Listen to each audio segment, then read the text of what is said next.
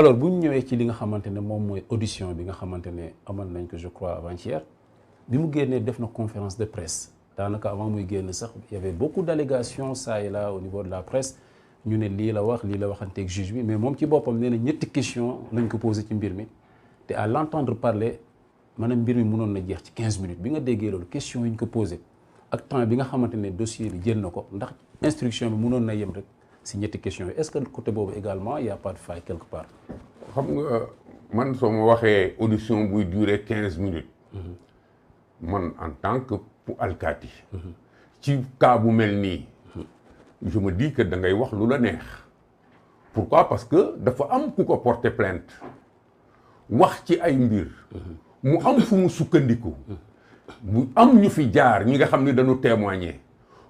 mu am ñu fi jaar ñi nga xam ne xëy na témoignage yooyu daf ko favorable yeneen favorable ko mu bugg interrogatoire bi durer 15 minutes ñetti question mën na durer 15 minutes je reste toujours dans la banalisation des faits c'est-à-dire li nga xam ni solo si réellement mu ngi ci droit wu këli ko porter plainte yow nga bugg mu nekk bañ nekk dara lu amul solo parce que mu ngi commencé c'est un dossier vide mooy dossier bi dara newu ci alors que dossier bi ki ko porté plainte am na histoire bu mu raconté am na histoire bi nga xam moom mooy base u plainte am dama ne woon fii kii ñëw nii kii def ne ma def fii ma jonkoon fii ma tëb fële loolu mooy base u déclaration kële ak li nga xam ne yëpp moom la am ci li nga xam ne moom la sukkandiku pour défendre plainte am moom bu ñëwee ni loolu mënoon na durer 3 minutes mais loolu est-ce que il ne remet pas en cause liggéey bi nga xamante ne en amont justice bi waroon na ko ci def parce que dañu jàpp ne su fekkee doyen des juges daf ko wóolu pour mu ñëw war na mën a teg sur table bi quelque chose de concret lu weesu ñetti question yooyu nga xam ne ñu bëri jàppee nañ ko sax lu élémentaire gaaw. bon c'est parce que moo tax ma wax la ni la moom foofu la bëgg dem dafay jël dossier bi simplifier ko banaliser ko alors que ndaw si que porter plainte moom dafa indi ay jumtukaay yu wane ni moom mi dañ ko tooñ liggéey bi justice des moom mënu ko naxasaale waxul ak justice. ñun ñii lay waxal ñii ci biti lay waxal pour ñu ànd ak moom encore ci li nga xam ne moom lay def muy manœuvre ak manipulation. da nga jàpp ne manipulation des femmes. manœuvre ak manipulation yu sordide c'est-à-dire peuple bi gëmm leen yéen xamu leen dara man maa xam maa leen di wax lu ngeen di gis nu ngeen ko gisee ñun ñëpp dañu takkoon suñu dënn taxaw di xaar juge bi convoqué ko. mu convoqué ko mu dem wuy ji bi mu wuy jee ñu entendre ko moom bu ñëwee na wax lu ko neex. mais bu mu ñu ne lii rek moo fa nekkoon mën na durer 15 minutes. man je ne suis pas d'accord. nan la justice justement war a comporter ci yu mel noonu su fekkee génne na information yu mel noonu ci instruction bi wax ko te mu mën a néewal doole wala sax muy minimiser li nga xamante moom mooy. loolu du néewal doole lui am na liberté wu def déclaration. tant que ça reste dans l'ordre des choses yi nga xam ni moom mun na ko def. te justice considéré wul que ni. enfreindre na loi yi nga xam ne moom moo protéger instruction bi mais su duggee ci enfreindre protéger instruction la justice a le devoir de réagir et de le mettre devant ses responsabilités suñ ko waree poursuivre en sus pour loolu dañ koy poursuivre en sus mais je suppose que déclaration politicienne la c'est-à-dire politicien bu nekk ci lu xóor ñu woo la nga wax ba noppi nag li bugg askan bi ànd ak yow ci banaliser parce que banaliser mooy nga woyefal li nga xam ni moom lañ la woowee te muy tawatu jàmbur nga ni tawat boobu dara amu ci donc soo dellu soo duggee ci biir daal ni posé nañ ma 50 000 questions yu am solo ça veut dire que tu es en contradiction day wax ni ñetti questions mais il est dans son rôle alors il est dans son rôle d'opposant non pas dans son rôle d'opposant ñu ngi wax ci dossier bi pour le moment c'est pas son rôle d'opposant c'est le rôle d'un Sénégalais en politique bu am benn tolof-tolof ci biir mërs bu utiliser politique pour génn ci mënoon na nekk le moindre des opposants mënoon na nekk ku gën a tuuti ci opposants yi d'ailleurs lu booster sax image am mooy politisation affaire bi jaxase mélange yëkkati camp am ñi nga xam ne doon cotiser woon ci wetam yaakaaroon ni lii dara du fi mës a xew lii xew ñu katabu ci kawam ñu continuer manipuler mu indi biir mu am mais suñ ne il est dans son rôle d'opposant dañuy d'accord déjà que ni affaire bi am na sens ci politique amul sens bu dul bi mu ko jox moom ci politique kenn newu ci politique lu dul moom du yeneen politiciens yi du état bi moom rek moo am problème il faut que dossier bi nekk dossier politicien bi nga xam ni c'est le principal opposant qui est l'objet d'un complot c'est-à-dire principal opposant bi nga xam ni pouvoir bi daf ko bëgg a rey tuumaal ko ay tuuma yi nga xam ni alors que beneen nit la amal affaire. ñun Sénégal loolu la ñuy xaar mu wax ñu lan moo nekk ci affaire bii. mu libéré ñu ci affaire bii. waaw commissaire bu ñu taxawee ba léegi ci audition boobu parce que gis nañ mu brandir li nga xamante ne document la rapport boo xam ne am na ko à sa possession en guise de preuve jox ko ki nga xamante ne moom mooy le doyen des juges mu liggéey boo xam ne mu ngi wax ne gendarmerie boo ko liggéey bu ñu demee ba toll foofu ci dossier bu ñu mel est-ce que ay doute mënul am quelque part ban gendarmerie. xam nga dafa am lu doy waar ci réew mi. yéen a ngi jox soog a jot ci jamono bu ñuy foowee lii. ay document boobu moom mu jot ci jox ko juge bi dafa doy waar ci pratique. d'abord moom warul may boppam loolu.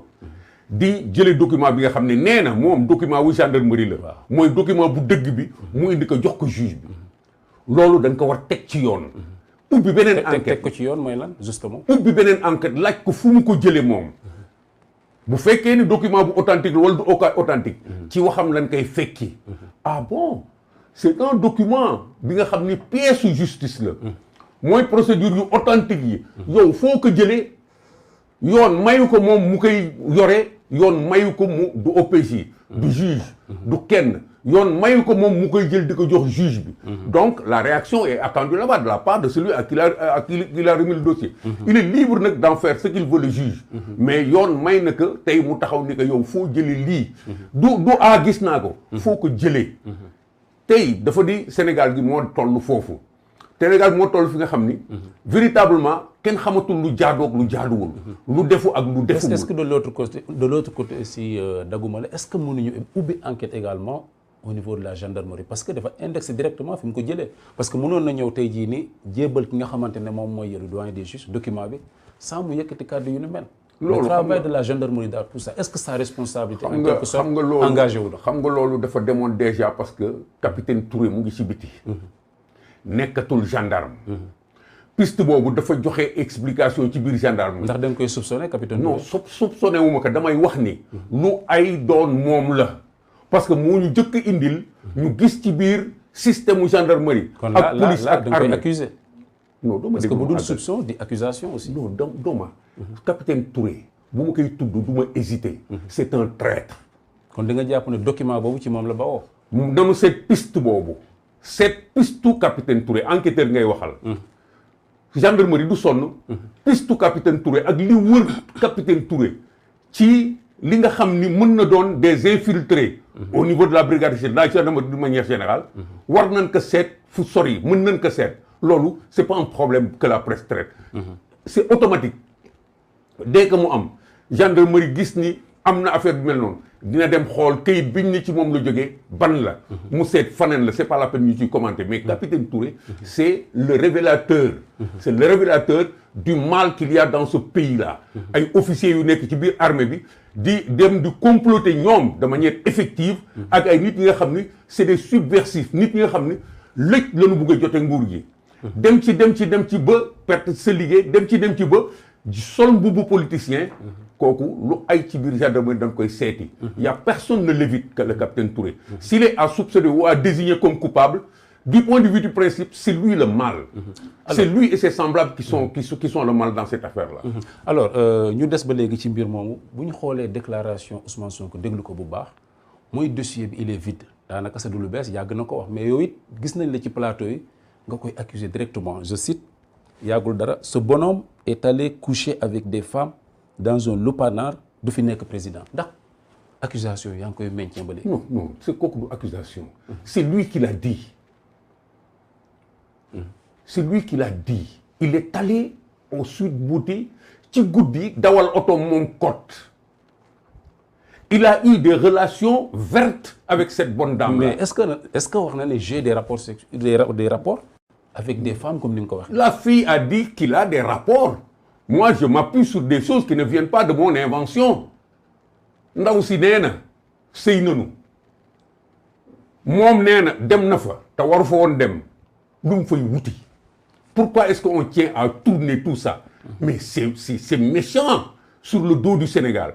kenn ki nga xam ni rek kilifa nga fi taxaw nii dama bëgg nekk président ñu lay fekk ci ruq yu lëndëm yooyu ñu bañ naan tëdd na ak moom ndaw si nee na tëdd na ak moom moo ni dem na fa. Dans la première déclaration que j'ai faite dans cette affaire-là j'ai dit ëpp na mu ni dem naa fa man de dama doon yaakaar mu ni dewuma fa. mais au moins ça moom avoué na ko que dem na fa. non du au moins ça du au moins ça loolu la warul woon avouer ça c'est ça qui est grave moi viol ou pas viol c'est ça qui est grave quelqu'un qui veut nous diriger et qui va se promener dans des coins comme ça guddi xaaju guddi dawal sa oto lëndëmtu dans un coin dont la publicité est compromettante ay jacuzzi ay jigéen ñu rafet ay nooyal ay affaires yu mel noonu et on veut nous simplifier ce truc là il ne devait pas y aller des gens ont fait moins que ça et ils ont été disqualifiés éternellement du champ politique ailleurs mais ñun dañu commencer réer fii ci Sénégal c'est pourquoi même ce débat là est permis ñu mën ko dégg lii benn bis la waroon jeex ci benn bis bi moo tax ma ni kii du fi nekk président le mystique